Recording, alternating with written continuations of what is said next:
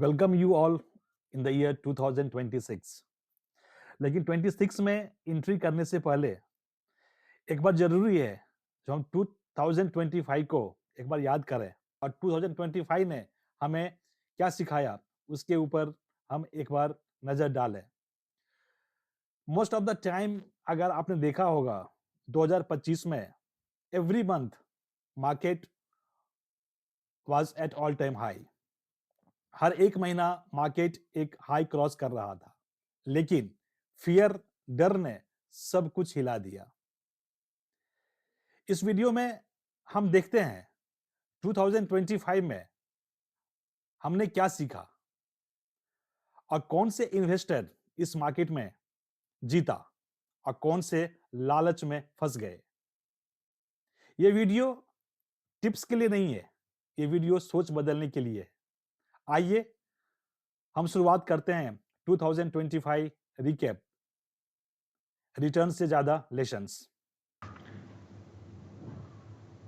2025 में हम आज 8 से 9 पॉइंट के ऊपर में जो मेन हाइलाइट्स था, जो मार्केट को एक ट्रिगर किया ऊपर जाने में और एक स्टेबल मार्केट पूरे साल बनाए रखने में, उस पॉइंट के ऊपर आज हम चर्चा करेंगे। सबसे पहले चालू करते हैं हम पॉजिटिव नोट्स के साथ।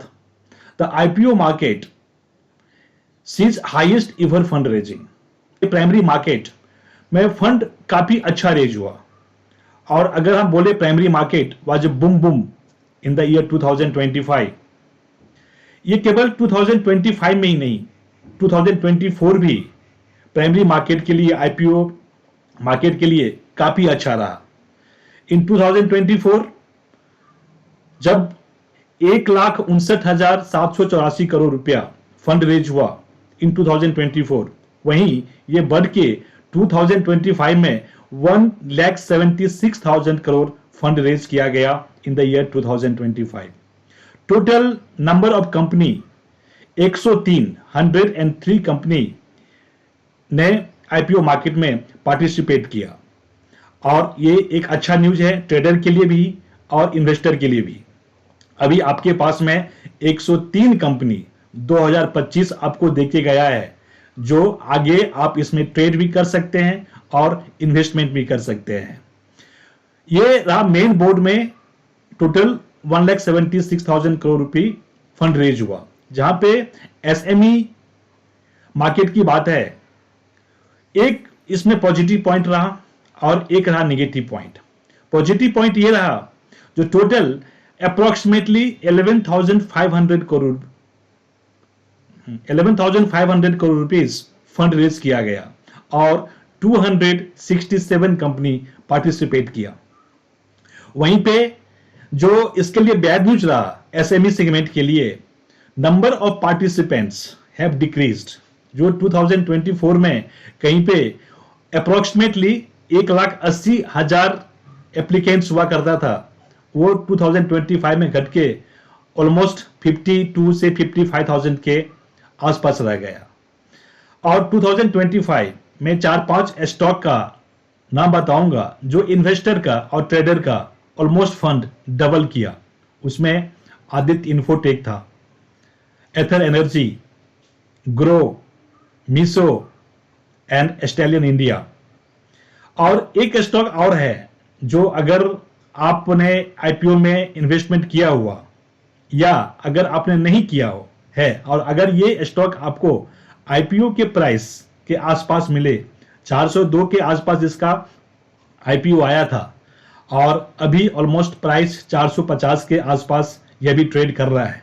अगर ये स्टॉक आपको आईपीओ के प्राइस के आसपास मिल जाए, मींस 402 के आसपास मिल जाए, तो आप इसमें इन्वेस्टमेंट ले सकते हो। स्टॉक कौन सा है आप मुझे कमेंट करें, मैं आपको इसका नाम बताऊंगा। सेकेंड थिंग, जो precious metal still the show. भाई कमोडिटी मार्केट ने तो इस तरह परफॉर्मेंस किया है जो चांदी के चमक के सामने सोने की चमक भी फीकी रह गई। जहां पे चांदी 80 इंटरनेशनल मार्केट में $80 पर आउंस क्रॉस किया वहीं पे एमसीएक्स में ये 2,50,000 के ऊपर भी ट्रेड करते हुए दिखा। और इसके पीछे जो मेन रीजन रहा क्यों कमोडिटी प्राइस में सिल्वर और गोल्ड का प्राइस ऊपर गया, इसका मेन रीजन था जो एक डिमांड ग्रीन एनर्जी सेक्टर से काफी डिमांड हुआ, including EVs, electric vehicles as well as solar panels. और जो इसमें सबसे बड़ा खेल आज के दिन में किया गया है वो है चाइना के द्वारा। आपको मालूम होगा China is the largest consumer and producers of a silver. और चाइना ने क्या किया है, मार्केट में इसका सप्लाई पे रोक लगा दी है। और चाइना का सेंट्रल बैंक मार्केट से चांदी काफी मात्रा में बाय किया है। इसके कारण ये चांदी का प्राइस काफी ऊपर जाते हुए दिखा। गोल्ड की बात करें तो गोल्ड इंटरनेशनल मार्केट में ऑलमोस्ट $4,500 पर आउंस के ऊपर ट्रेड किया और एमसीएक्स में ऑलमोस्ट 1,50,000 भी क्रॉस कर गया। और जो इसका मेन रीजन रहा गोल्ड का प्राइस का ऊपर जाने का, उसमें मेन रीजन में आप देखेंगे एक तो ग्लोबल अनसर्टेनिटी रही। और जब भी ग्लोबल अनसर्टेनिटी होती है तो ऑलमोस्ट क्या होता है, इन्वेस्टर अपना फंड सेफ हेवन में इन्वेस्टमेंट करना चाहता है और गोल्ड से अच्छा सेफ और क्या हो सकता है। Interest important point of 2025 GST cut करके मोदी जी ने एक तीर से दो निशाना साधा। एक तो ट्रंप का टैरिफ, जो ट्रंप ने टैरिफ लगाया था इंडिया के ऊपर में, आज के दिन में हाईएस्ट टैरिफ है 50% का। इसके लिए मैं एक सेपरेट वीडियो अपलोड किया हूं यूट्यूब के ऊपर में, आप जाके देख सकते हैं। इसके ऊपर में जो डोनाल्ड ट्रंप बाबा का टैरिफ था, उनका इंडिया के ऊपर में 50% टैरिफ लगाने का एक ही मकसद था, जो इंडियन इकोनॉमी को तहस नहस करें। लेकिन मोदी जी ने जीएसटी 2 लाके अपने इकोनॉमी को ग्रोथ ट्रैजेक्टरी पे बरकरार रखा। और उतना ही नहीं, सेंट्रल बैंक को भी एक अपॉर्चुनिटी दिया, एक रूम दिया, जो आप रेट कट करो और इकोनॉमी को ग्रोथ के ऊपर लेके आओ और एम्प्लॉयमेंट अपॉर्चुनिटी क्रिएट हो सके। जिससे ये थी जीएसटी 2 का एक तीर से दो निशाना। फोर्थ था GDP shoots up and inflation low. आपने देखा होगा इंडियन इकोनॉमी का जीडीपी ऑलमोस्ट 8% के ऊपर आया और इन्फ्लेशन आरबीआई ने जो उनका रेंज था उस रेंज के अंदर ही इन्फ्लेशन को कंट्रोल रखा उन्होंने। सीपीआई इन्फ्लेशन जो अक्टूबर 2024 में 5.25 अप्रोक्सीमेटली था, वो घट के नवंबर 2025 में ओनली 0.3% रहा। और यह एक सेंट्रल बैंक को अपॉर्चुनिटी मिली वहां पे रेट कट करने की। और रेट हम इसके ऊपर में आगे बात करेंगे, जो रेट का सिनेरियो क्या है अभी मार्केट में। और RBI cut rates for the first time in 5 years।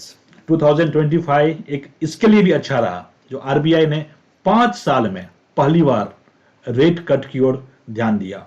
और ये फर्स्ट टाइम था जो 2025 में अपने रेट कम होते हुए दिखा।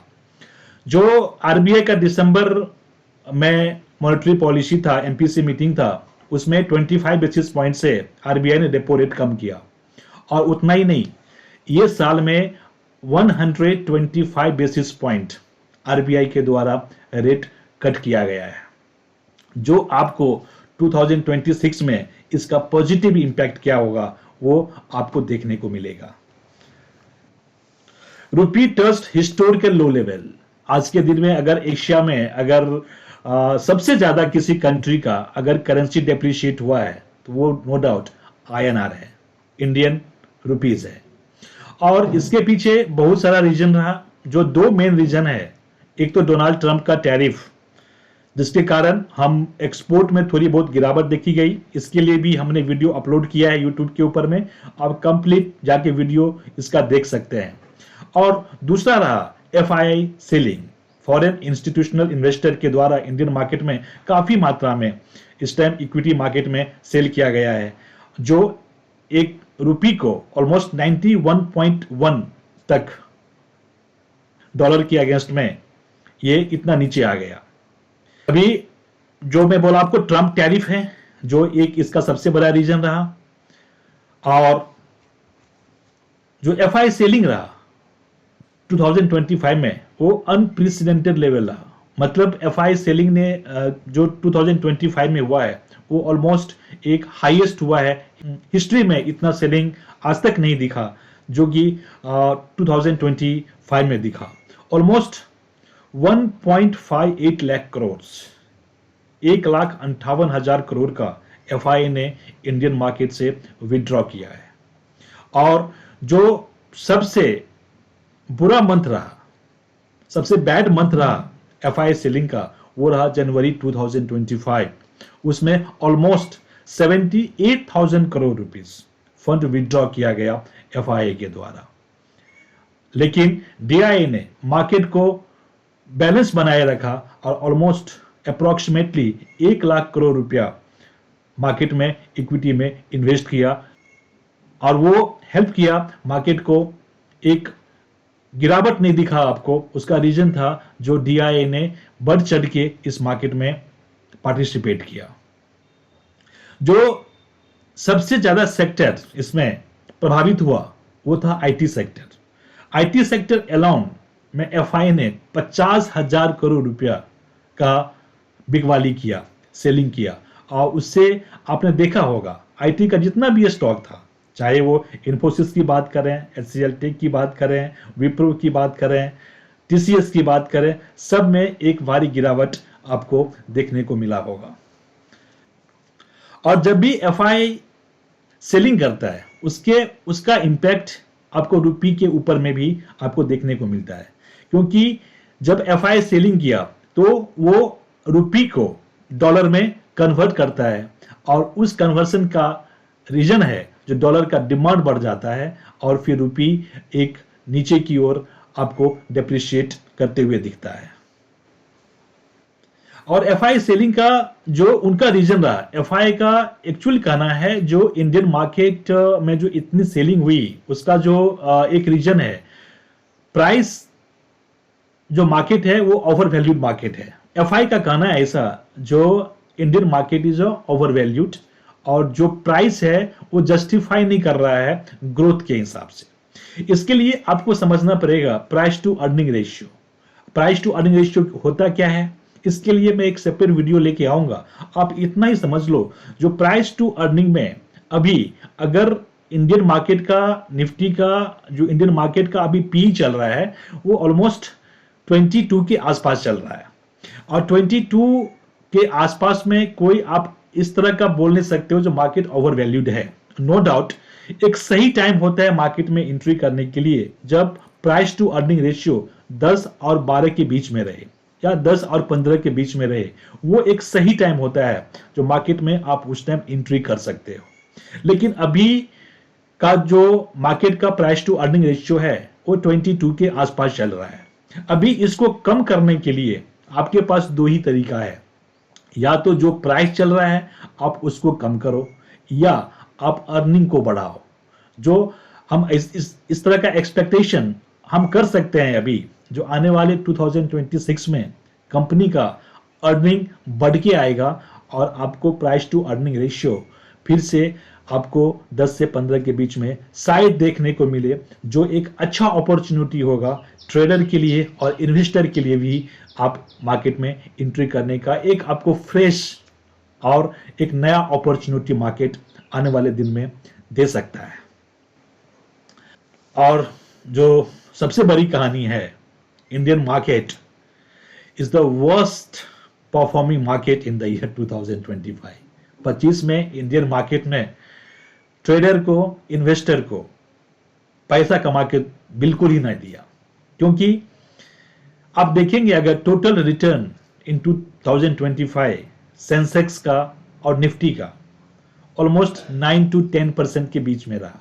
मतलब अगर आपने निफ्टी के स्टॉक्स में अगर आपने इन्वेस्टमेंट किया होगा तो आपको 9 to 10% ही रिटर्न मिला होगा, या आप सेंसेक्स में किया होगा उसमें भी आपको 9 to 10% ही रिटर्न आपको देखने को मिला होगा। लेकिन अगर आप इंडियन मार्केट को कंपेयर करोगे अदर मार्केट से, लाइक हैंगसेंग से, S&P 500 से, कॉस्पी से, साउथ कोरिया की जो इंडेक्स है उससे, ये सब मार्केट ने इन्वेस्टर को अप टू 70% रिटर्न 2025 में दिया है। उसके कंपैरिजन में हम बोल सकते हैं इंडियन मार्केट ने बिल्कुल ही रिटर्न नहीं दिया। बट इसका इंपैक्ट 2025 में क्या होगा? 2025 ने मार्केट में अपना एक स्टेज बनाया है और इसका इंपैक्ट आने वाले 2026 में आपको पॉजिटिव दिखेगा। 2026 के लिए मैं बहुत ही जल्दी 3 से 4 दिन के अंदर एक वीडियो लेके आने वाला हूं, जो ये सारी चीज का पॉजिटिव इंपैक्ट 2026 में कौन से सेक्टर के ऊपर होने वाला है और कौन से स्टॉक के ऊपर आपका पैनिक नजर होना चाहिए, जो अगर इसमें मोमेंटम आई तो आप अपने पोर्टफोलियो में लॉन्ग टर्म के लिए इन्वेस्टमेंट कर सको। मैं 4 से 5 स्टॉक का ही नाम लूंगा अभी, जिसमें आप अपना एनालिसिस करके अपने इन्वेस्टमेंट एडवाइजर से सलाह लेके आप इसमें इन्वेस्टमेंट कर सकते हो। इतना ही नहीं, जो मैं स्टॉक का नाम लेने वाला हूं वो आपको 31 दिसंबर 2026 को मैं उसका फिर से प्राइस बताऊंगा, जो मैं आपको इस प्राइस पे 2026 के स्टार्ट में बोला था। आप अपने पोर्टफोलियो में इसको ऐड करने के लिए सोच सकते हो और 2026 में इसका क्या प्राइस है। याद रहे, जो भी स्टॉक का मैं नाम लूंगा उसमें आपको एवरेज टाइम 4 से 5 साल आपको रखना है और एवरी ईयर मैं उस स्टॉक का प्राइस आपको देते रहूंगा, बीच बीच में भी देते रहूंगा, ताकि आपको ये लगे जो 2025 क्यों मैं बोल रहा हूं एक स्टेज सेट किया गया है 2026 के लिए, और इसका पॉजिटिव इंपैक्ट आपको 2026 में देखने को मिलेगा। 2025 ने एक चीज तो क्लियर कर दिया, मार्केट शॉर्ट टर्म में कंफ्यूज करता है और लॉन्ग टर्म में ट्रेडर और इन्वेस्टर का कैरेक्टर टेस्ट करता है। अगर आपने 2025 का मार्केट अगर आपने सीख लिया, समझ लिया, तो 2026 का मार्केट आपका होगा। उतना ही नहीं, डिसिप्लिन इन्वेस्टर और ट्रेडर को एक अच्छा खासा रिटर्न देने वाला है मार्केट इन द ईयर 2026 में। मार्केट को प्रेडिक्ट करना नहीं, मार्केट के साथ चलना सीखो। अपना ख्याल रखें। हम फिर मिलते हैं नेक्स्ट वीडियो में समझदार और सीखने वाले इन्वेस्टर के साथ।